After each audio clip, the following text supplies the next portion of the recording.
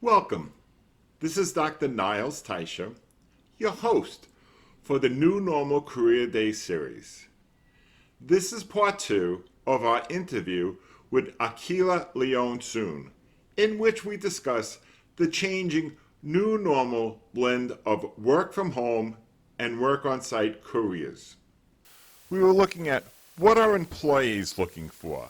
They're looking for people who are proactive, that they have an entrepreneurial mindset, that they're self-starters, that they're eager to learn new things, that they're collaborative, that they're detail-oriented, and they want you to be the best that you can be. There are advantages that you bring to an employer. You could be highly adaptable. You could be tech-savvy. You have ability to search online. But you have to be aware of your online presence. And employers have expectations of you. They're going to expect that you know how to use a video call platform, such as Zoom. They're going to expect that you know how to use collaboration tools, such as Google Docs. And they're going to expect that you know how to be able to do research online. Now let's return to the second part of our interview. Matter of fact, we're talking about virtual and even the hands-on jobs like welding. They're still essential workers. They were still working during the pandemic. That's right. And those people are still, there's the technology, because you may be getting your work orders on your phone and go to this location. Right. Work will be there for you. The equipment will be there. So you still have to understand the technology, because but you still need somebody there to do the welding. Absolutely. And it's a great paying job. So we were a part of developing a career and technical education high school in Brooklyn at the Brooklyn Navy Yard. And it has 6 career pathways. And welding was one of them, because we've shown that even if you graduate high school and decide not to go on to college, you can get a welding certificate and start minimum $60,000, $65,000 as an entry-level welder. So it's a great middle income position to have. So there are a lot of different industries that need employees, again, because we have an infrastructure challenge in our country. There's so many different facets of the work that you could get into. Like I said, even if you want to be a project manager and do the back end work, or you want to work in the finance department of a construction company, that's another area of growth, where now that QuickBooks is online, there's other financial accounting software online, so it's easier to do that number.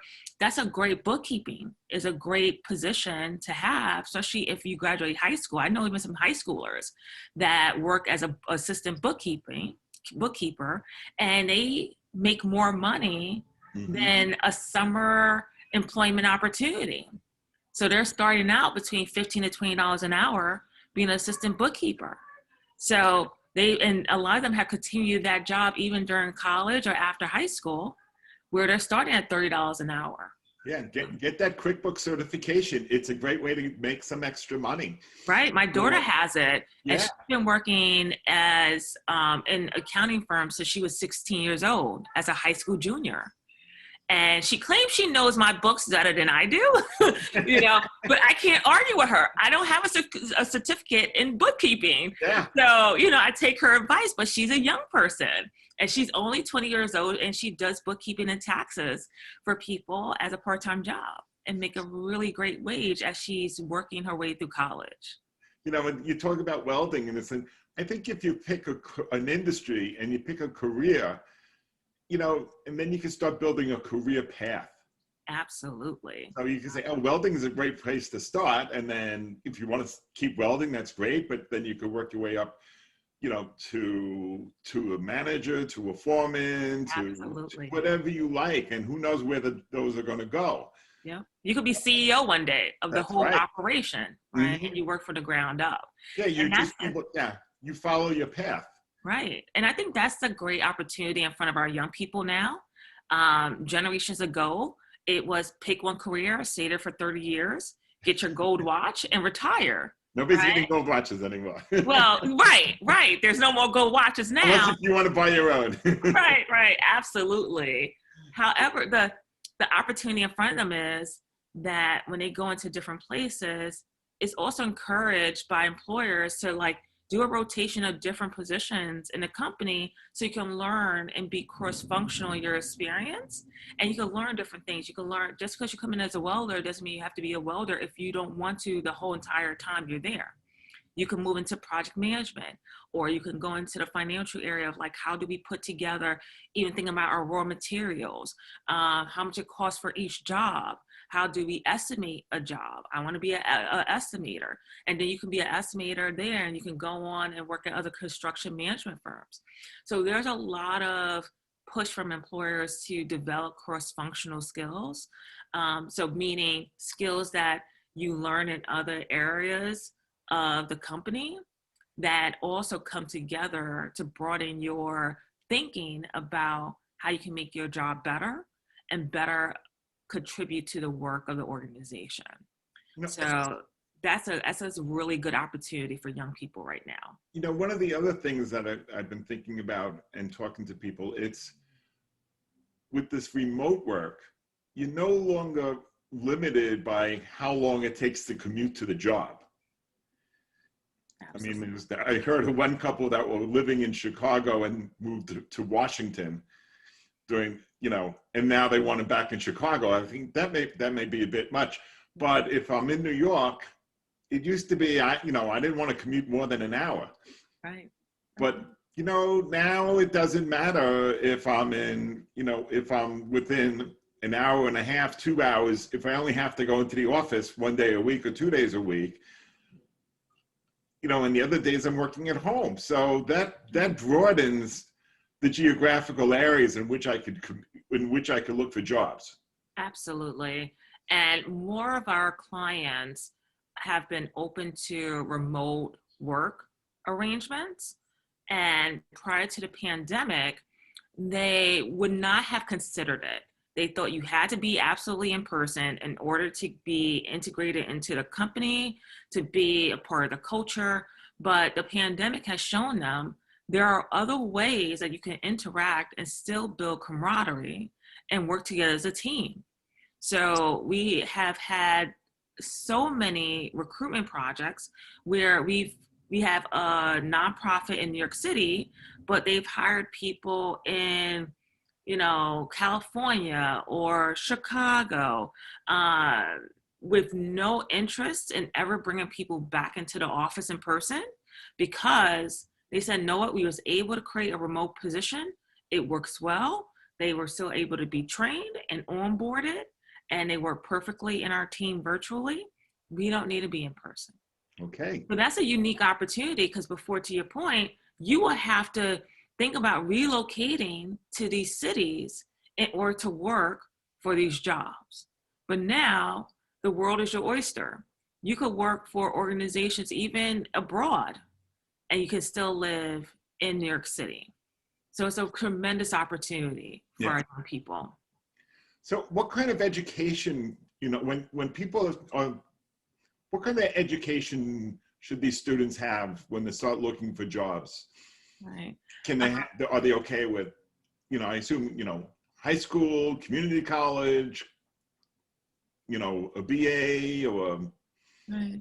I think it's all dependent on what type of profession they want to pursue. So for some students, even going to community college, they have the thinking that they want to go to 4-year, maybe funds are limited at home. So they'll start at a community college and then transfer to a 4-year to complete a bachelor's degree, because that's what's required for their field of study. You know, we do have some fields like being in the medical field as a doctor, or being a lawyer, being a teacher. It's still required that you have a bachelor's degree as well as a certification. So those are the professions that you have to absolutely go to the college route. But then there's other careers that we talked about. Welding, you only need a high school diploma, and you can go through an apprenticeship program. and you have to apply to apprenticeship program. You have to get training in order to get a certification. There are different pathways that look different depending on what you want to do. If you want to be a psychologist, you have to go to both a 4-year undergraduate career program as well as get your master's degree. So it's really depending on what the student would like to choose as a pathway, but there's no right or wrong answer, right? And that's the thing I love about this day and age.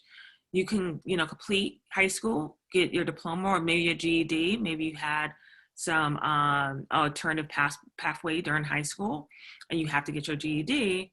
But when you think about, I want to be a health assistant, even there's health assistant programs that you only need a diploma and training. But if you want to become a doctor, you have to get your 4-year bachelor's degree and go to medical school and pass your exams. So it's really looking at what you're passionate about, what career pathway you think is good for you, and doing the research at a library or working with your guidance counselor to identify what are the different education levels that's needed for that role, what kind of certifications and licenses, if any, so you can start to prepare yourself now. Okay, so in terms of technology and working remotely, what skills and knowledge should they have? You said Zoom. Right, Zoom, typing. There's a free program called type.com.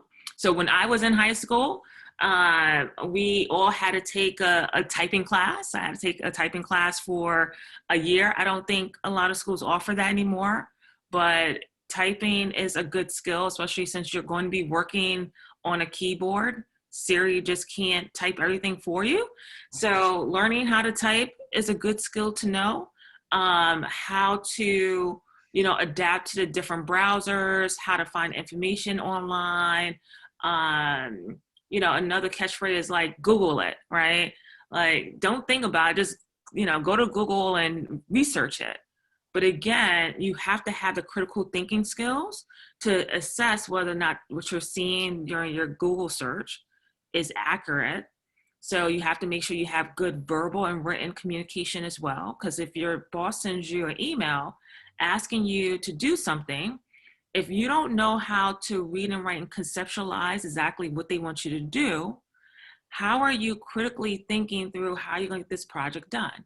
Organizational skills, right? So even when you're online, how are you organizing your thoughts and communicating it through email or in your project plan or your report to your colleagues so they can understand your point and you can get your point across in a way that is articulated and is concise about what you want to do and what you want to convey to your audience. So, one of the things that I take for granted, I do all the time, is how to do a PowerPoint presentation. Absolutely. Public speaking skills is still important, right? So to your point about PowerPoint is a visual representation of what you want to talk about, right? So even, for us, we conduct several trainings for employees of our clients' companies, to career changers, to young people who want to learn more. So we have to create a PowerPoint with visuals that convey what we want to share, what we want our audience to learn. But then we also have to make sure that we are articulating that message so we can engage our audience. So to your point about being online, sometimes it's hard for us to understand how we can engage in a virtual environment with our audience. So how do you show up? So it's the same way if you're in person, but it may be trickier because you can't see me, right? I can't walk around a room and talk to you. Sometimes public speakers do that because that's their way of engaging their audience. They use their body language. They can see everyone's face at one time to gauge whether or not they are, interested in a topic, and then they can try to change their words and improv a bit. So it does take some time sorry, that's my 7-year-old That's okay. Virtual That's the learning. advantages of working at home. Right, You right. get to see your kids more often. I'm talking from experience, right? Me too. So even like, how do you handle distractions? You know, when you're presenting, you have to keep it going, but it takes time. So I think for young people, you're still expected to know how to put together a PowerPoint deck that's engaging, and how do you accompany your PowerPoint visuals with an opportunity to express yourself verbally. So it's both the verbal and written communication that comes together that's so important. So yes, you can send over a PowerPoint deck, but how are you now bringing that information to life for your audience? You know, the other thing I'm starting to realize, they should know how to do a video, at least a YouTube video. Absolutely. So you have some young people who have used different platforms. Like for instance, is one called Prezi, which I like to use because it transforms, make it your PowerPoint a little bit more animated. There are some young people that have started YouTube channels, so they can put together videos to showcase things that they learned in school.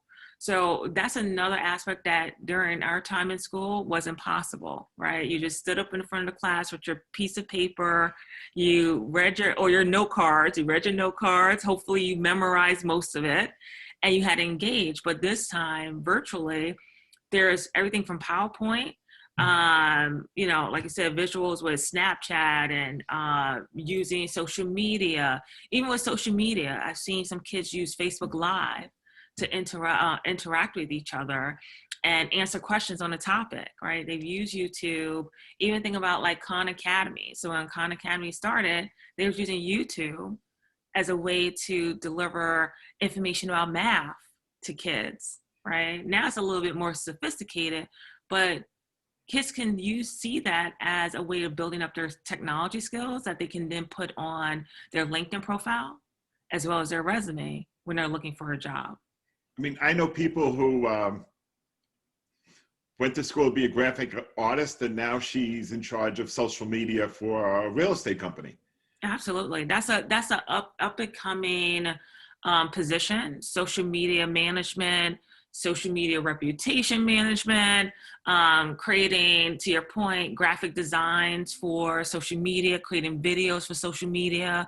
So for instance, we do a lot of marketing for our clients. So our team put together the concepts of what are the themes around the different videos we're going to create for social media for our clients. We come up with all the content. So this is why written communication is very important, because when you write that post, it has to articulate your message so it resonates with your audience, as well as it resonates with the brand of your client. So those are also part of critical thinking skills, right? Who's your client? How does their brand show up? Like when you think about Coca-Cola, you think about polar bears, you think about the classic bottle, you know, long time. Like, so how do you use your written skills to now create a social media post to advertise Coca-Cola, right? You can get a job, and if you're good at that, that could be a job. You could do that every day. You could just, I know people, they search the web for their brand, and then they search for the competitors. Right. Hashtags. Use hashtags. That's another thing about research, right? So even though you can go to the library online and do all these things for research, but if you're in the social media field, they use research still to go, like I said, search for their competitors. They use hashtags. They say, okay, what are the leading social media sites? But this is a viable career. People are getting paid to spend time online doing research, right? Research you might have done in a library is now online. It's a lot faster. Absolutely, because you know I started out in communication, so my first job, my boss would send me to the library at Central Park, and I would be in there for 2-3 days straight, taking out books, sitting at the tables in the library, combing through information about our competitors, and I had to do it by hand. I had to write it out, bring the notes back, type it up for my supervisor, to submit, and they said, okay, this is missing. Okay, you got to go back to the library to do it all over again. So it's an amazing opportunity that kids now have that information online. But the con about that is the expectation that you need to have these skills coming into the workplace. No employer is going to now teach you how to research online. They expect that you've done a lot of projects during middle school and high school that have prepared you for this opportunity. Yeah, and they're coming in with a lot of these skills and knowledge that a lot of that are better than the employers have. Absolutely. And that's what they pay for, right? Employers don't want to go and figure out that skill. They say, I'm just going to hire you and you're going to do it for me. We're going to hire you because that's we a want good manager. And just make sure our online presence is good. Right. I don't want anybody surprising us when we get, when we have bad Yelp reviews. Absolutely. That's a really good point. So when you work on your own, when you work in there, how do you stay self-motivated? For me personally, and this is why I always push other people, find something that you're really passionate about so it doesn't feel like work. So if you're passionate about art, find something in the art field, right? You can be an artist, or you could be a designer or art history teacher. Find something that motivates you so you don't feel like, I'm just doing this because I want to earn money, but I'm doing this because I really enjoy it. It brings joy to myself. And for me personally, anytime I've been in a career and I felt that joy has been lost, I know it's time for me to look for another opportunity, because I like doing things that bring me joy. So, even talking to you about careers, this is something I feel like it's not work. It feels good to do this work because I know I'm helping young people. And this is the reason why many years ago I decided to work for several different education organizations, because I believe that knowledge is power and I want young people to succeed. So I knew I would never be a teacher. That's not my thing, but I knew there was other ways for me to contribute to education of kids. So I always tell young people, in your 20s, unless you come in with a dying passion for a certain field, like I know I always wanted to be a doctor since I was 8, go for it. But if not, take time in your 20s or during college or your late teens to explore different careers until you find that passion of yours. Because you want to wake up every day with that fire in your belly, like, I'm going to make this the best job possible. And I don't care if I have to work long days or weekends, because this is something I'm truly passionate about. Great. So how can students learn more about to get prepared, to know the skills and knowledge, particularly about jobs that they may not even exist yet? Right. And this is why I mentioned earlier about transferable skills, right? There are some skills that you just need in any workplace, right? Work hard, have good work ethics, critical thinking skills, definitely a rise in technology. The expectation now, when I first got into the workplace, we had Lotus Notes and WordPerfect. Those programs are not around anymore. But the skills that you had to know in order to use those programs was transferable as we had Microsoft Word come around, as we had Google Docs, and as we have other programs that, in the end of the day, the programs are about organizing words and information in ways that you can share with other people. That is going to continue to be a skill that is essential. So my advice to young people, look at, different coding languages. One that has been consistent over the last years is Python. I'm still teaching myself it, but I have someone on my team that knows it better than I do. But it's being a proactive learner. Always believe that you need to be a life learner. Because to your point, before, many generations ago, technology was really coming into the fold 60s and 70s, right? Where we had these huge servers, right? It was one server in one room. Now you have a smartphone, right? Like 40, 50 years later. And you can imagine what a smartphone would look like for the next two generations, right? They may say, oh, smartphone, like we have, phones that come out of the cloud, or there's like these, I don't know, who knows what's going to come, right? But the skill set is still the same. Your written and verbal communication, those are always transferable. How are you thinking through problems? How are you solving problems? Regardless of what technology that will continue to come out, you still need to know how to have those skills and apply it to your work. Whether you're a welder, right? Welders still have to think critically about like how they're going to weld certain pieces, how it's going to fit together, how to measure certain things, down to a nurse. If someone's injured and they don't know, they have to do different things to be critically assessing the situation and solving the problem because someone's health is on the line. To a teacher, how am I, teaching my students so they can be proficient in math, ELA, and science. So there's still skills, regardless of how technology is turning over, that we need to be aware of. You have to do the homework. Look at sites like, LinkedIn. LinkedIn has great articles on upcoming careers, right? Because things are changing over 3 to 5 years. Be an active reader.